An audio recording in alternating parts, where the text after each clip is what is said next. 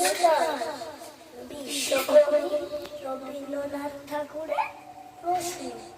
মাগো, আমার ছুটি দিতে বল।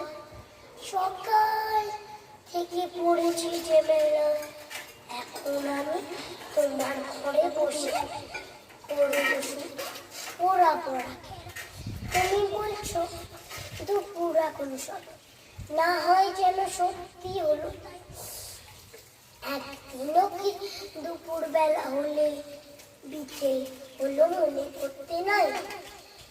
আমি তো বেশ ভাবতে পারি মনে, সূর্যি ডুবে গেছে মাঠের শেষে, বাঘটি বুড়ি চুপড়ি পড়ে এনে শাক তুলেছে পুকুর ঘাটে এসে।